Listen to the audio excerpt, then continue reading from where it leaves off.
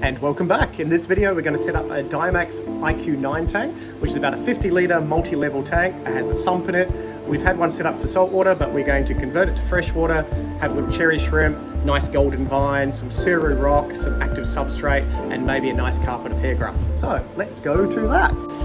Well, doesn't that look like a mess? So this is a very old IQ9 tank. So you can set them up marine or freshwater.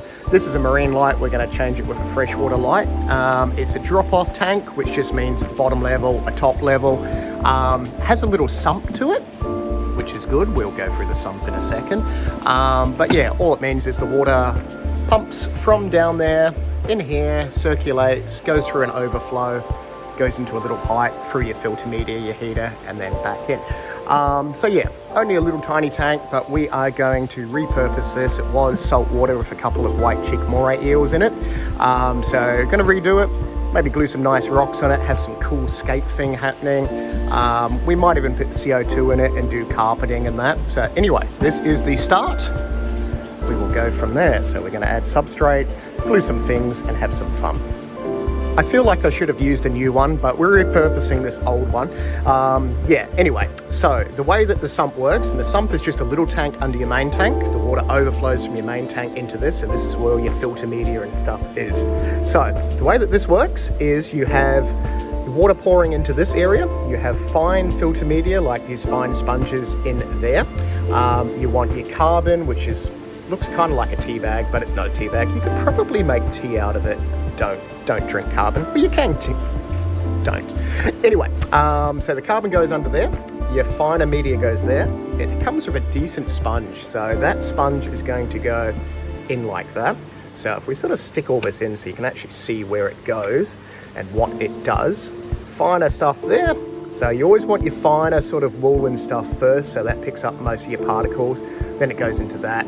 Then you have your biomedia, which is a decent amount of biomedia. All the biomedia is ceramic sort of rings. It's designed to grow surface area, designed to grow bacteria on the surface area, so it's super, super porous. So then that bacteria will break down your ammonia, your nitrates and all that. So water goes through there, goes into there, goes through there, and then gets pumped back up. So there's a little pump there that connects it to the main tank. But that is the sump. So cute little sump. That little bit that comes off there is if you want to use it for marine, you can have a little protein skimmer that sits in there, and that little window there will show you when the protein skimmer is full. Very small for marine, a lot easier to do in freshwater, but that is the sump. That's how the sump is set up, and let's go back to the tank. The substrate I'm going to use is the Aqua Earth from Oliver Knott.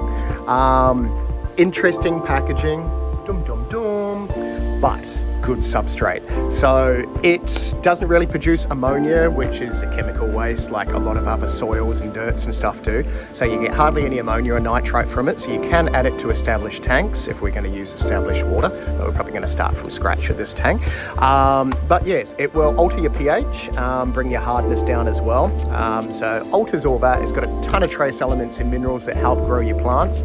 So you still want to add trace elements and amino acids from liquid fertilizers and stuff like that. You can still add CO2 for a carbon source, but this will feed the plants from the bottom. You can cap it off, which means a layer of this and then a layer of sand on top, and that will stop fish from digging it up and stuff, because it's technically like a pelletized dust. So if they keep nibbling away on it, like loaches digging in it, it will stir up and you'll get like dust particles everywhere. But if you've only got little tetras and stuff and fully planted, it's not going to be a problem. But that is what we're going to use. Yes, good substrate, nice and cheap. Well, compared to some of the others, it's still $50 a bag like that. We're not even going to use a whole bag in that tank though. But let's jump back to the tank. And the substrate is in the tank, so we're going for a decent layer. The only problem with these tanks is the rim here is not high enough to stop all your substrate falling down. So if we go from above, so what we're going to do is we're going to glue some rocks here, and we're going to make a kind of a rock wall thing there and attach some rocks to this so it looks like a natural progression. So in the wild you obviously don't get a straight pane like that, so we're going to go rocks and then naturally come down, so we're going to hide most of that. That way we can have a nice layer, because you want about a couple of inches of this, which is like about 5 centimeters or so. But yeah, otherwise if we just do it like that, it's just going to look annoying. So rocks, substrate, happy days. We will come back in a few hours and do that because I'm about to open the shop. And it's the middle of the day and my rock work is done. So I glued some rocks to the side, a few other rocks and bits and pieces. Next step is to do all the branches and stuff. So it looks like it's an overgrown bank. So we're going to do all that bit now. And these are the branches I'm going to use, which are Malaysian golden vine, just little bits and pieces. Super cool little pieces. They're just random bits of the bigger ones. Happy days. And the hardscape is in, and Amy is a weirdo. But yes, that is where we are. Looking super, super awesome. We have our bottom layer, a top layer. We just need to pop our plants in, but that is where we are.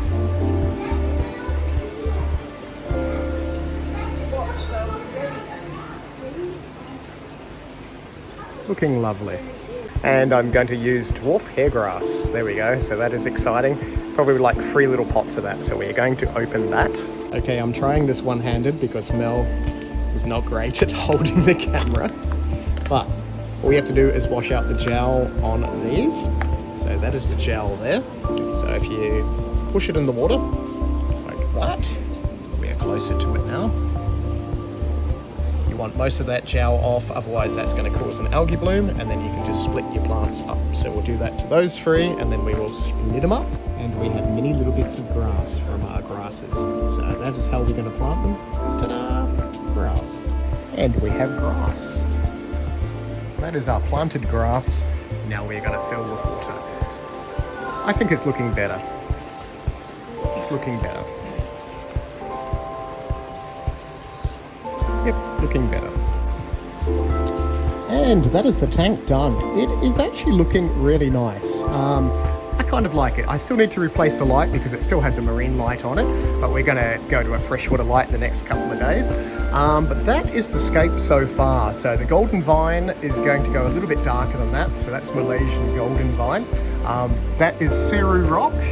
So some of them are attached to the actual wall of the tank. We have some more down here. A few of these are glued together as well to just give it a nice escape. We have our hairgrass down the bottom. That is our aqua earth, obviously. So the aqua earth will bring the hardness and the pH down, but the Ceru rock will bring it up a little bit. So you get a nice balance. So perfect for shrimp and stuff like that. I think this tank is just going to go nice red cherry shrimp. Don't think I'm going to go fish or anything for it. Yeah, I'm kind of really liking the scape. Look at it from this angle. So this is like perfect drop down scape. So nice and simple. We have our bottom layer here. Yeah, you're going to be able to see the shrimp really, really well. I was going to attach some moss or something to the golden vine, but I don't think it needs it. I think it is kind of perfect the way it is. Yeah, really enjoying this build so far. Didn't take too long, so I've sort of been pottering around all day with it in between customers, but maybe an hour to get it all set up and glued and everything like that. But yeah, looking really, really, really nice. So we used established water out of one of our plant tanks and established media in the actual sump, which is in here. Yeah, so I'm just going to let it settle so the pH doesn't jump up and down before I add the shrimp. So in a couple of days or so, maybe Wednesday, I'll add some nice red shrimp to it. So I might do a little update video or a short or something like that, but I'll pop it on my social media. I did place a Sedonium in the overflow, so Sedoniums will work really, really well with just absorbing nutrients out of the water. Because there's not many plants in here, and we may even put a CO2. I'm not too sure if CO2 is going to work with the sump system, but there's not really that much of the breaking of water with the way that the sump's working, so we might get away with CO2 in this if we want a full carpet. Otherwise it's just going to be low tech. It'll just take a long time for that hairgrass to carpet, but the Sedonium in there growing out of the water is going to absorb a lot of the nutrients as well, so we shouldn't get any big algae blooms or diatom algae in the next couple of weeks. There is going to be a biofilm growing on the golden vine, which is like a slime sort of thing to it, but the shrimp love biofilm, so it's going to be fine as well. If it gets a little bit out of control, we can just sort of, you know, manually remove some with a toothbrush and then just siphon it off as well. But that is what we have done today. So if you like this build, click a thumbs up. Yeah, if you want any more information on that, comment down below. It's pretty straightforward. We're going to run the pH about 6.8 to 7 in this. So with the substrate, our water's quite hard, and the rocks, it should balance pretty well. But we are going to alter it a little bit chemically as well. But yeah, there you go. That is the build so far. So yeah, subscribe if you want to subscribe. Yeah, thumbs up if you like this build. But how nice does that look? Quite happy with that. Anyway, it's late now on a Sunday and I am going home, so we will see you in the next video. Bye! And congratulations for making it to the end of the video. Because you have made it this far, I'm going to do Aqua Earth, so bags of Aqua Earth, $10 off, so usually $49.95, but you can get them for $39.95 until the date on the screen, so you've got a whole week. Yeah, just mention you saw it in this video and you can have cheaper Aqua Earth. Perfect substrate for growing plants, as you saw on the IQ9 I just set up, and really well, works really well with shrimp. So you can use it just like this, or you can have it underneath your main substrate to grow your plants. Anyway, thank you again for watching, and we will see you in the next video.